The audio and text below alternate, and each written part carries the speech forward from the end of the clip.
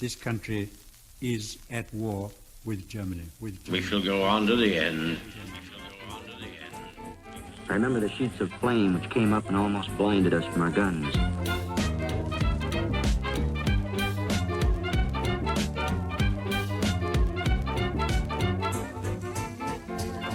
On the morning of 20th of May 1941, the Germans launched Operation Mercury.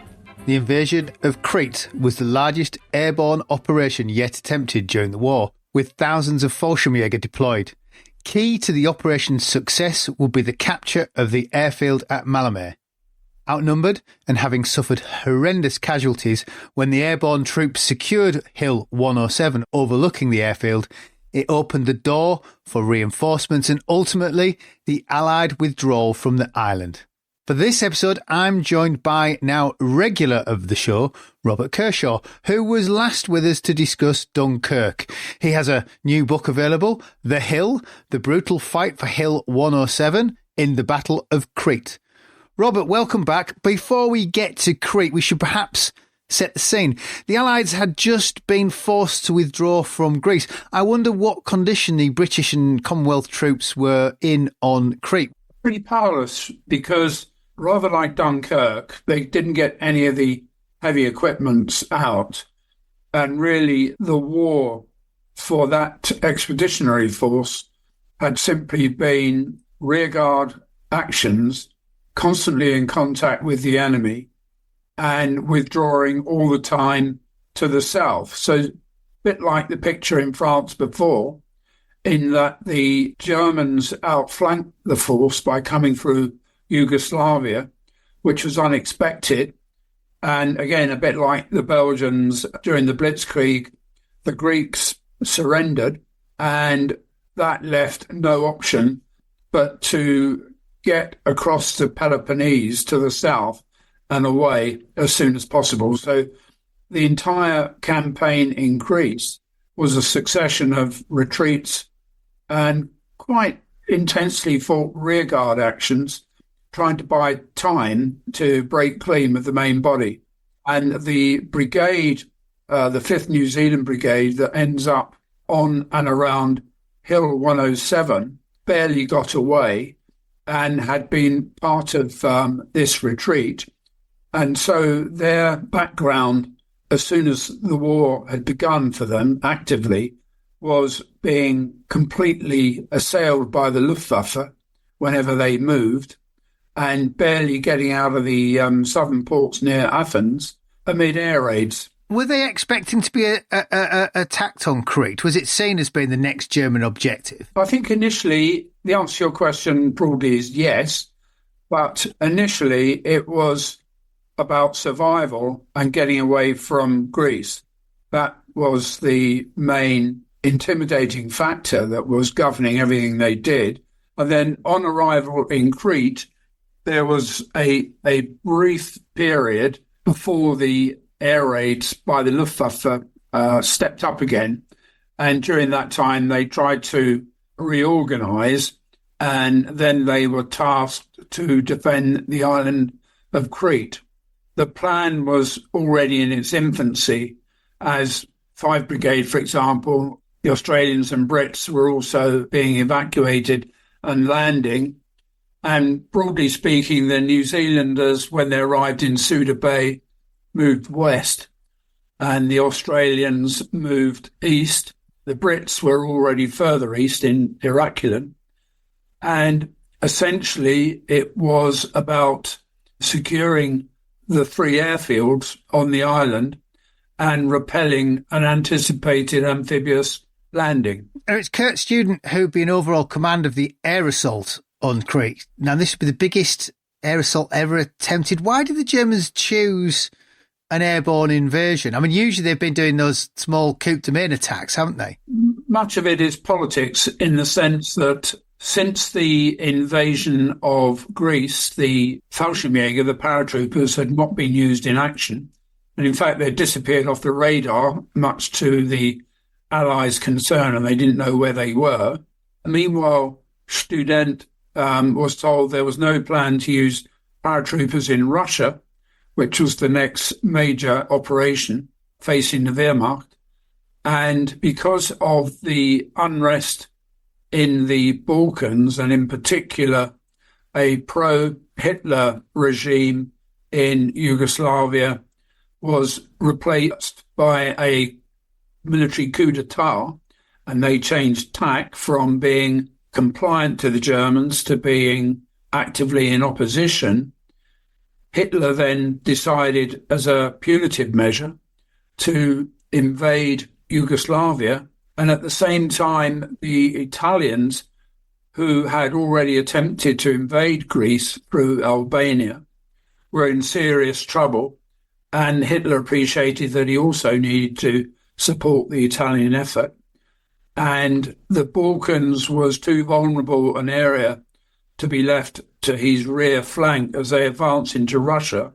So it was decided to conduct a rapid campaign to take it out. So what is students' plan for the airborne attack? I think the first thing you should bear in mind is that Student was nearly mortally wounded in Holland. He'd been hit in the head by a bullet, ironically fired by the SS in a little fracas during the surrender negotiations for Rotterdam. And he had been in hospital on a failing lifeline for a bit, for some 6 months. And there was some scepticism about his ability to take up a corps commander, which he became. The Fallschirmjäger divisions were expanded to corps size, and Student was put in charge, had been given the Knight's Cross for his achievements in France, but he was still actually recuperating as he put the plan together for the invasion of Crete. He was, like many senior commanders, very ambitious and wanted to cut his teeth by securing the only strategic objective ever accomplished to date by air, by attacking the island of Crete. And he convinced Hitler, but not his senior commanders, that he could do it. The plan was very much like had been attempted in the Low Countries and Belgium, which was the so-called oil spot strategy, which was to land at multiple places behind enemy lines, and really like what happens when an oil spot drips into a puddle, the slick spreads rapidly across the puddle. And the oil spot strategy was just that there would be multiple landings, and that would create a paralysis amongst the defence, and they would all give up or make mistakes or not act coherently. It had worked in France, but most mature thinkers had already assessed that it was unlikely to work again because it had happened once before, and the Allies would anticipate such an attempt. Well, if we look at those defenders at Maleme and around Hill 107, which overlooks the airfield, had they put special consideration into an air attack by airborne troops? I mean, did they see it as being a likely event to happen? It was seen as a possibility, but there was also much talking and reporting about a potential amphibious landing by the Germans as well.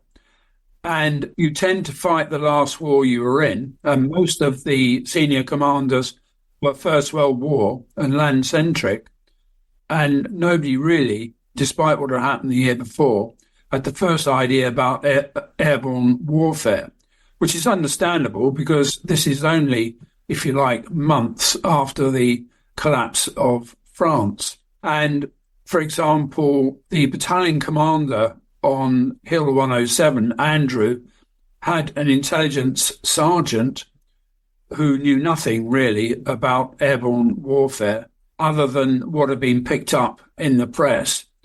And in fact, all the post, if you like, blitzkrieg interrogations that had occurred with German paratrooper prisoners, all that stuff hadn't been handed down at troop level in the form of pamphlets about what to do in the event of an airborne landing. So really, for these people, an airborne landing is something like out of H.G. Wells. Fiction, something that they could not really imagine would happen to them.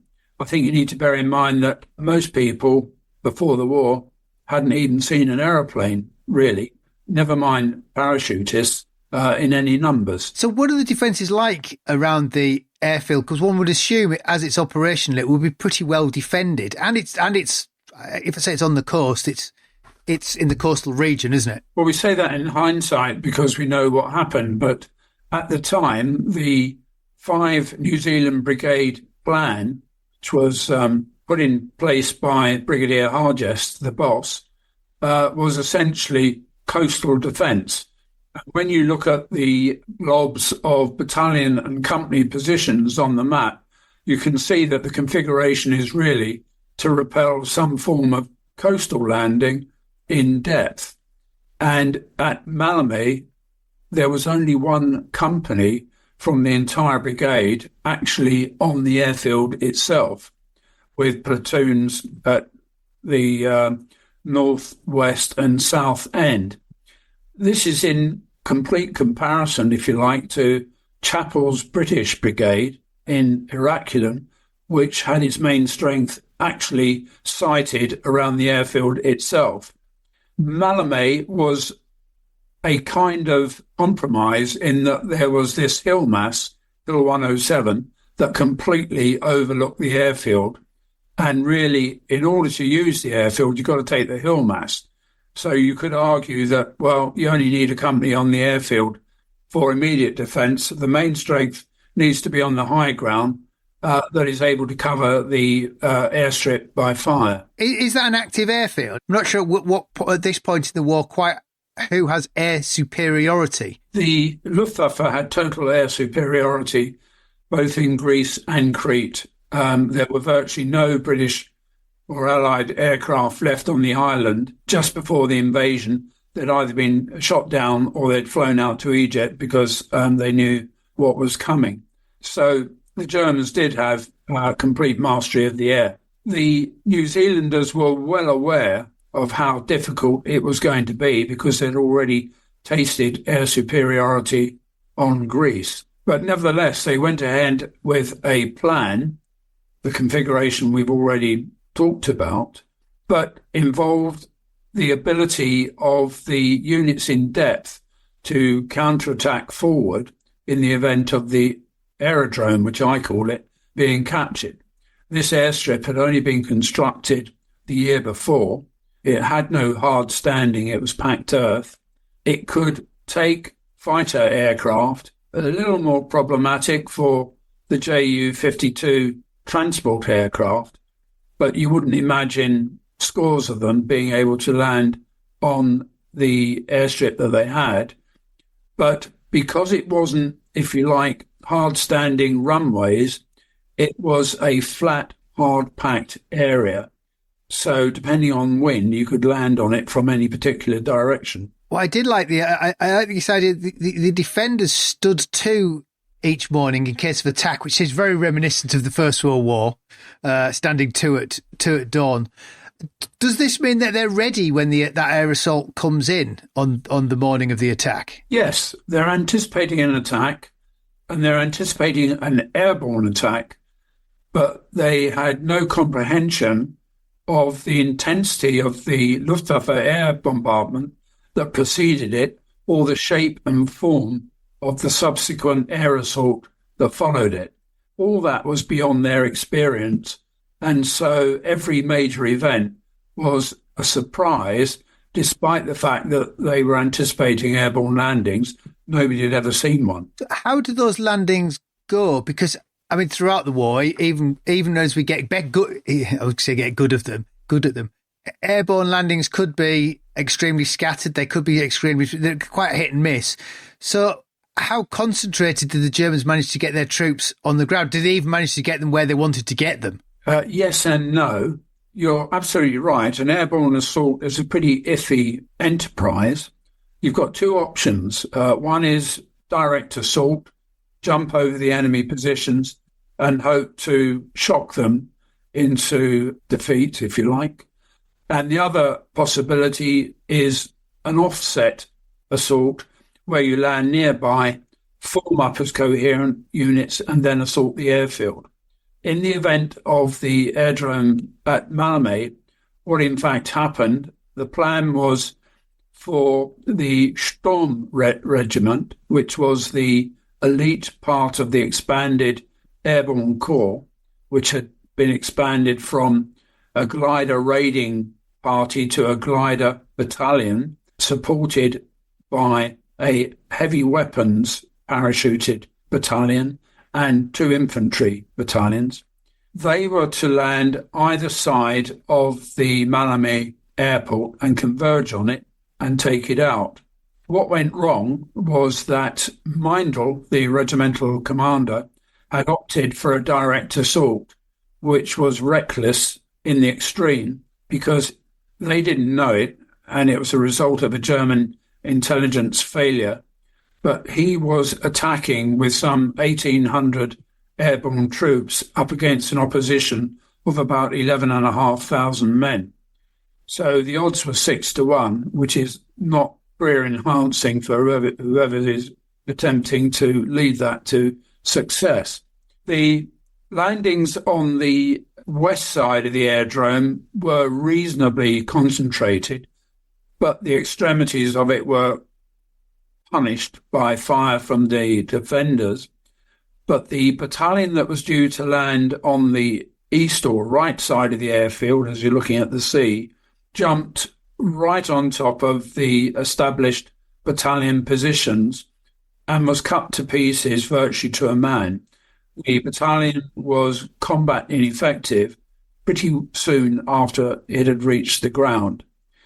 There were other factors that caused that, one being that the proposed drop zone for that battalion was a linear drop zone parallel to the sea running from east to west, because the initial air recce recognised that the prevailing wind was blowing offshore. If they'd attempted that, many of the paratroopers would have been blown into the sea.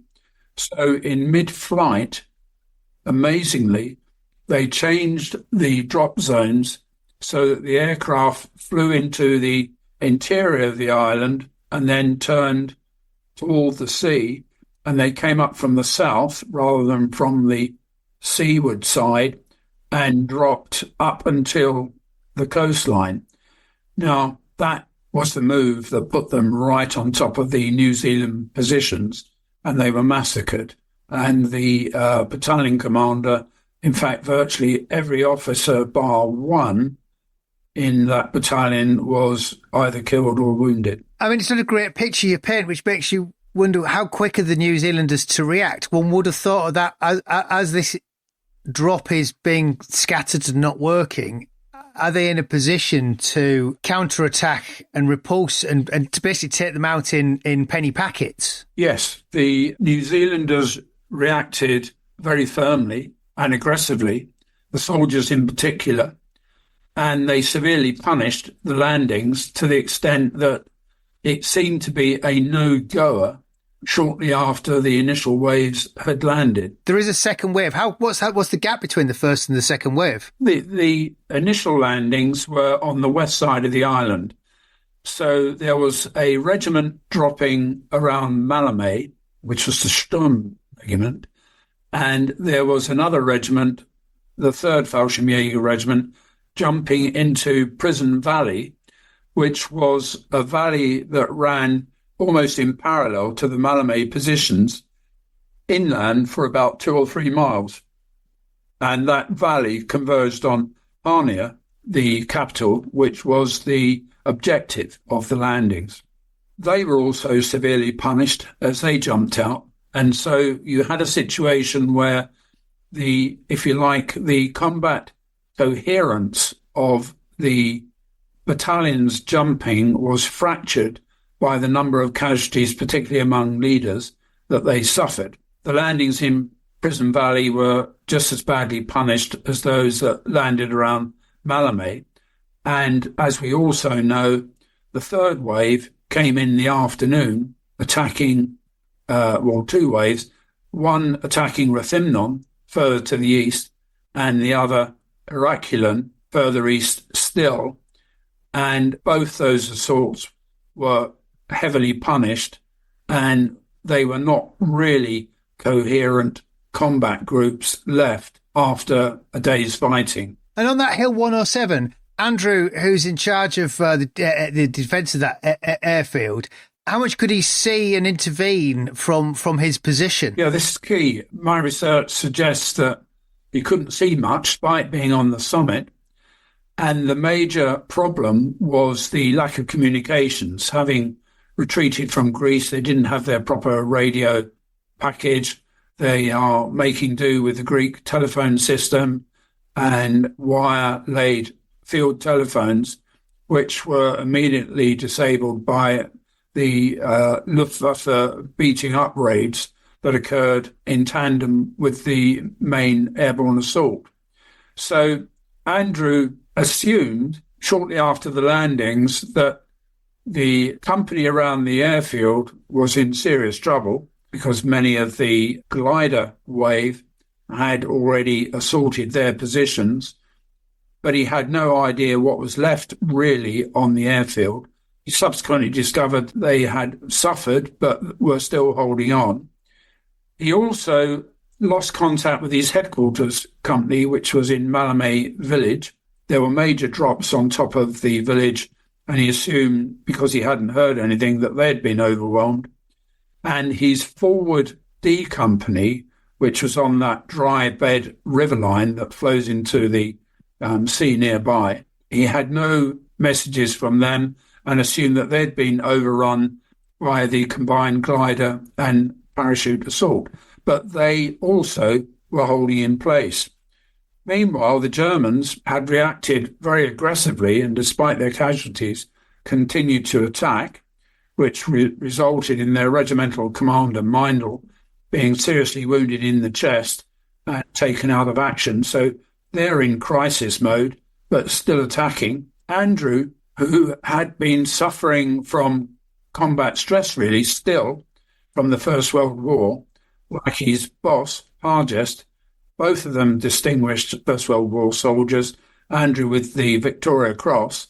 They were not acting as you would assume they might do on the day. They both reacted far more effectively later in the Western Desert, but on Crete, they appeared to be paralysed by what was going on. In particular, Andrew had received a shed load of Luftwaffe bombing, been hit in the forehead by a piece of shrapnel, and the intensity of that bombing he likened to what he'd experienced on the Somme.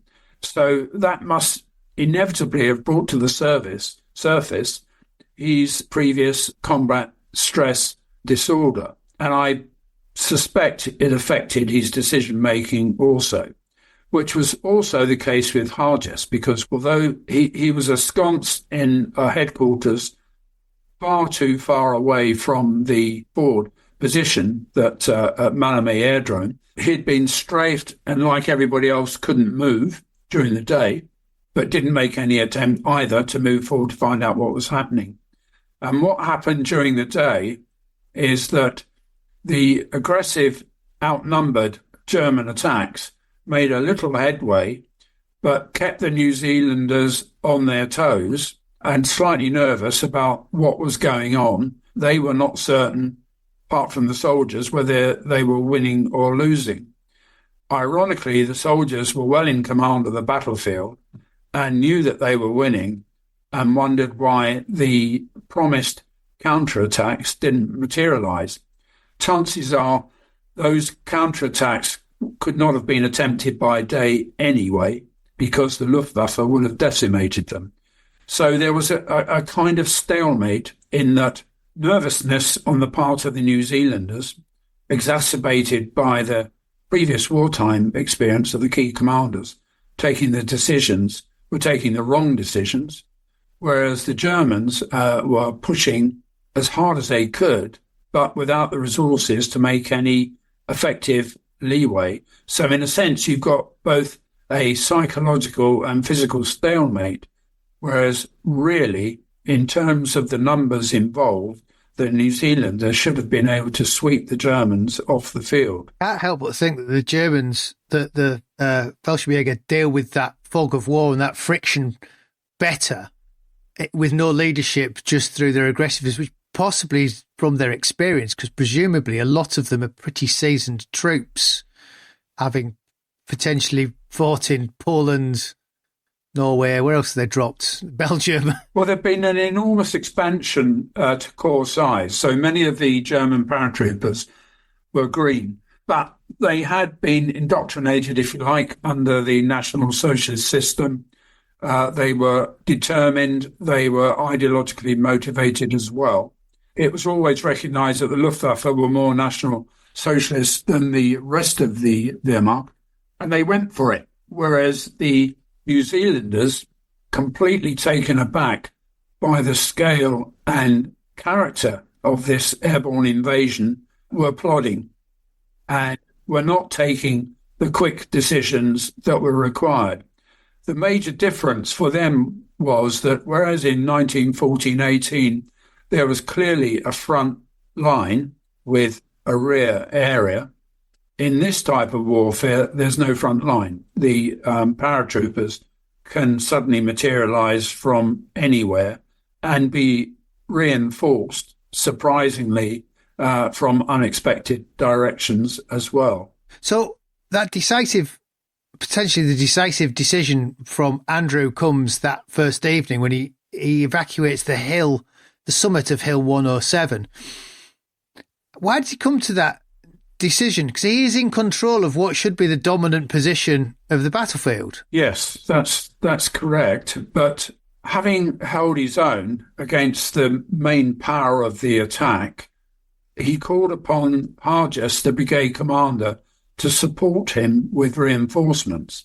Because the other battalions had done even better than Andrew, Harjes felt everything was in the bag, and that Andrew, being a VC winner, would hold his ground, and he decided he would not reinforce. Andrew, as the day wore on, became increasingly concerned, feeling that he had something like 50% casualties and no sign of reinforcements, radioed Harjes during the day with all the problems with intermittent communications and said, look, by the end of the day, if you don't reinforce me, I'm going to have to pull off here. And Harjes, who is not himself either, very tetchily responds by saying, well, if you must, you must. And then 10 minutes later, he gets back on the air and says, I'm sending 2 companies as reinforcements, whereas the plan called for battalion reinforcements, and they simply were not following the plan, something they'd rehearsed for weeks before. So basically, the 2 key commanders are sort of going to pieces in a way. It's difficult to get into their heads, which is why I chose the structure that I used in the book. I'm trying to narrate the action through the viewpoints of those who are taking part, because then you can understand why some of these bizarre decisions were taken. Being an ex-soldier, I don't make any value judgments about what they're doing. I'm just pointing out what influenced their decision-making process. Because unusually, that one battle on that one hill determines the outcome of the entire campaign on Crete. So it was the point at which to analyse and decide why it went wrong. Because once they're off that hill, it enabled the Germans to fly in reinforcements, which turned the tide of the battle. Well, it's interesting because that hill, they essentially just cede it. There's not really a fight. The Germans sort of stumble on it and realise that there's nobody there, which I found quite surprising. You'd have thought they'd be pushed off. Even if they were going, you'd have thought there'd be something to push them off. Well, what is interesting is that the initial assaults were very costly for the Germans. Thereafter, they attempted to infiltrate their way up on the hill. This coincided with the New Zealanders deciding to throw in the towel in terms of occupying the hill. And the ironical thing is that German probing attacks were going up the hill at the same time as New Zealand columns were coming down the hill, and the forces passed each other in the night. And the chances are, after the enormous carnage of the day, the soldiers probably didn't want to have a go at each other. Both sides, I believe, were thinking in terms of survival, as soldiers do. They would immediately follow the orders, whoever is leading them. But funnily enough, it was a form of blind man's buff. The New Zealanders didn't have any substantial contact with the Germans as they withdrew. And the Germans, despite what they said after the action, did not fight a heroic action to storm the top of the hill against severe opposition. When they got there, the New Zealanders had gone. I think that's the other thing that's interesting, that the Germans they secure the hill, but that's not to say the student is aware that the hill's secure, which makes you wonder that evening or overnight, he's seen tremendous losses. Why does he choose to what could be reinforce failure the next day and double down on his losses? I mean, does he even have more airborne troops to send? Because another potential problem, presumably, is he only has a finite amount of transports. So every time they fly in, he has fewer and fewer transports. Student had gambled everything on one throw. He was convinced that his oil spot strategy would win and that the defence would be paralysed by this blow. There was no backup blow if the first one didn't work. So you're right, he had completely run out of reinforcements. Interestingly, as more and more aircraft had been shot down or damaged and could no longer be used, that meant that many of the Fallschirmjäger who were due to fly out on subsequent waves couldn't get a seat on the aircraft. And so they're left marooned at the air bases.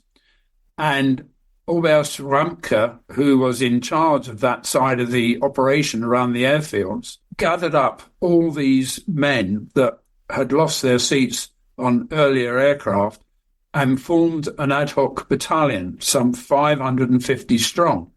He then offered these to Student and said, I have an ad hoc battalion here that you can use if you so wish. Student hadn't asked for it, so it's a supreme case of initiative. At the same time, Student had been very calm in the face of total catastrophe. Maybe he hadn't been thinking properly, we don't know, because he'd been shot in the head not so long before.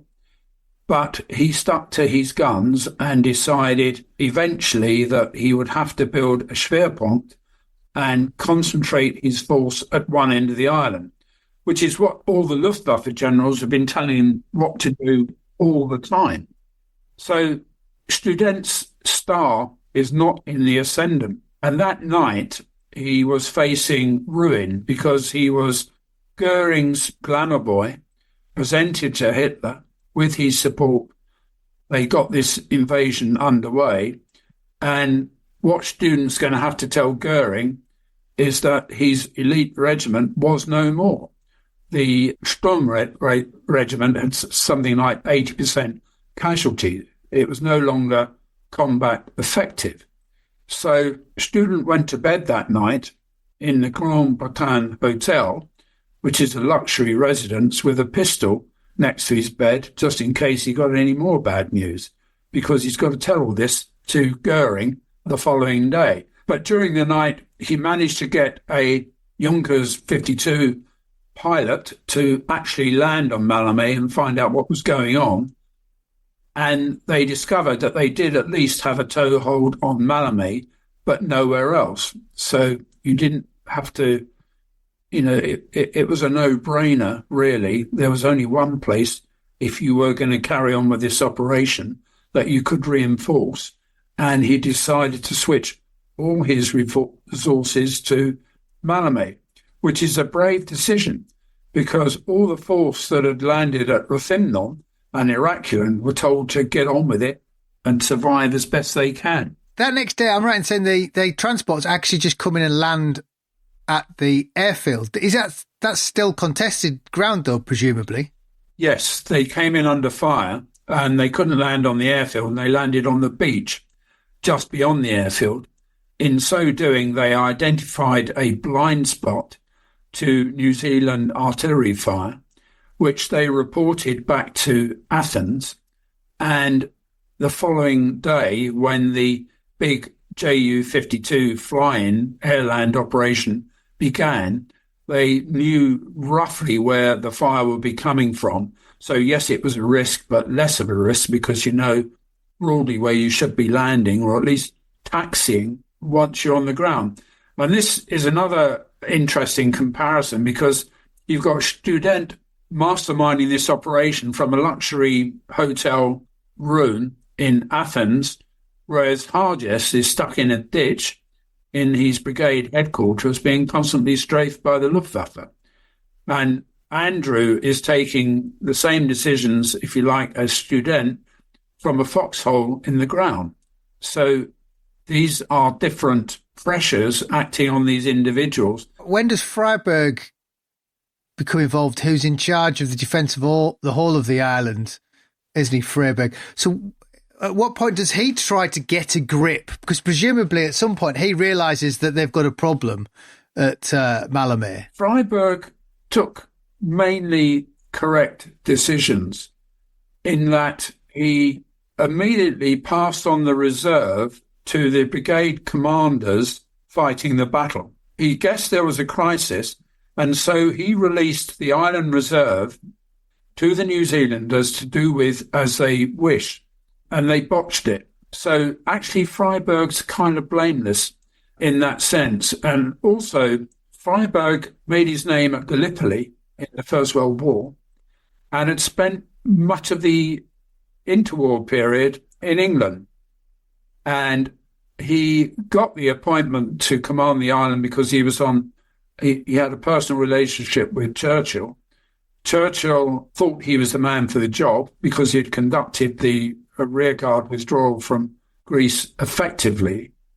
And so he got Churchill's vote.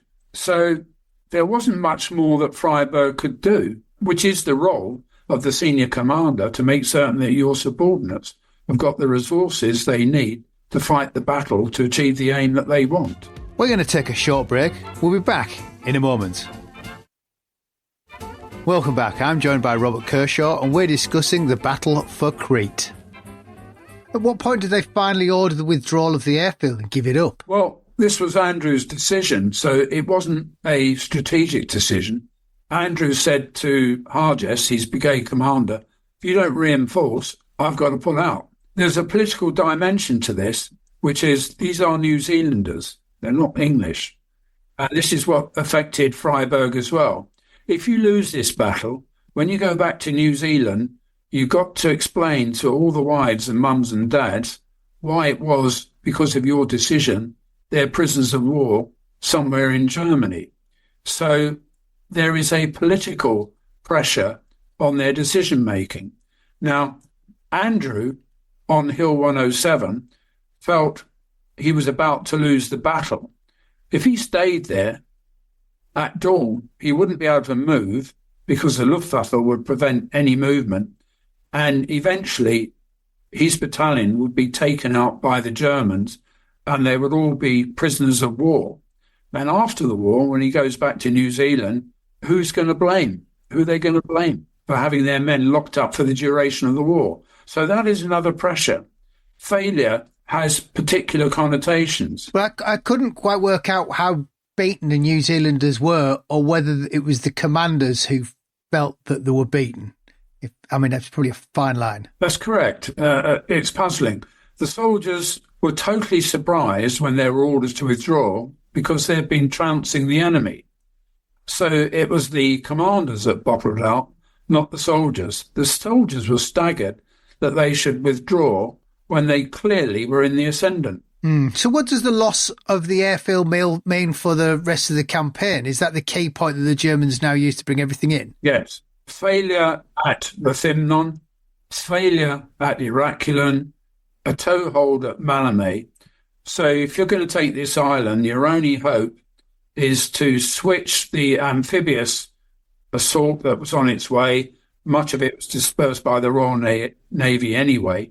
But any reinforcements you've got, and they've got the Mountain Division, which is due to fly in, and the decision was taken to fly it into Maleme, concentrate on the west side of the island, and then roll it up from west to east, which was the correct decision. I mean, Student got it wrong, really, because he should have done that in the first instance, gone for a consolidated area where he could concentrate force and then break out. The whole concept sounds wonderful, oil spots, and you could see graphically how it would work, but in practice, you just end up with lots of little units everywhere that's not able to do much, unless there's something happening somewhere else and you're just a disruptor.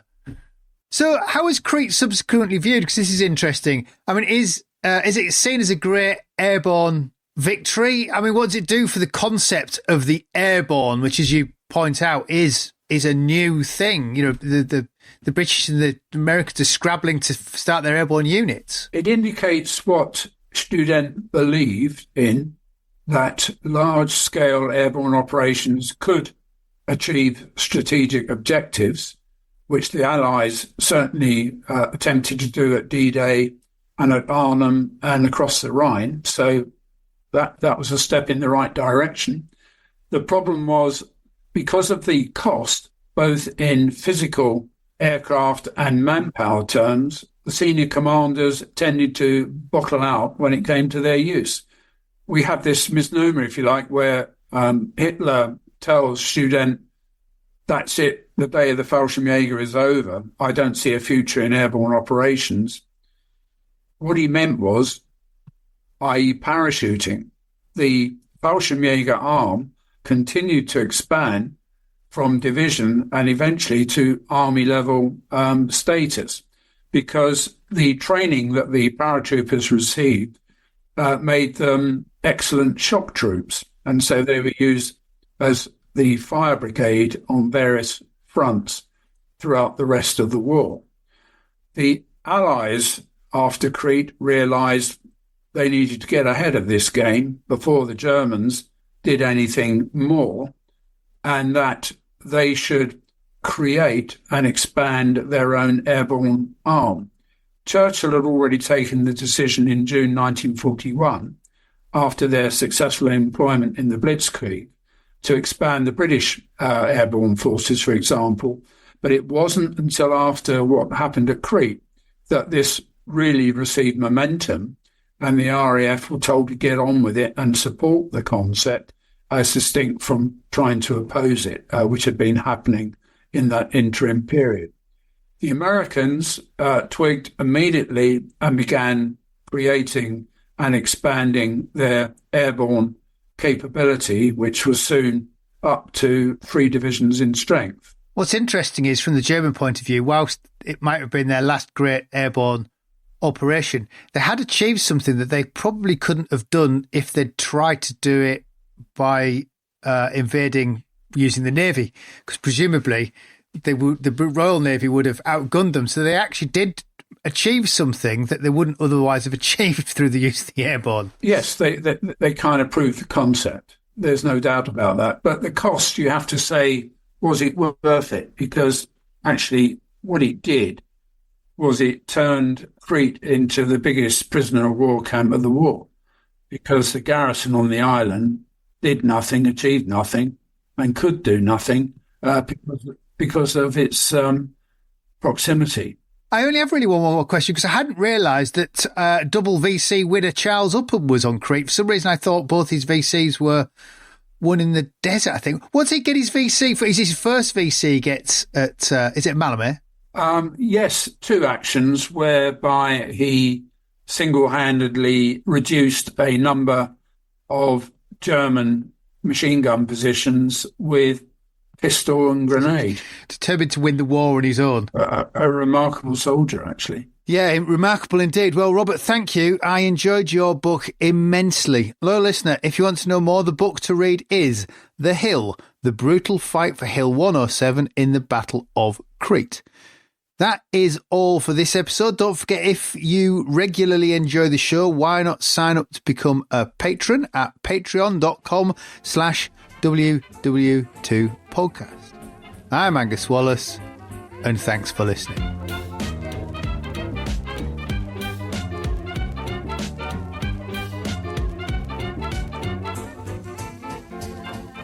Jerry 88mm gun hit our tank, blew us the hell out of it. Stalingrad can never be repaired. As Allied Commander-in-Chief, I have granted a military armistice.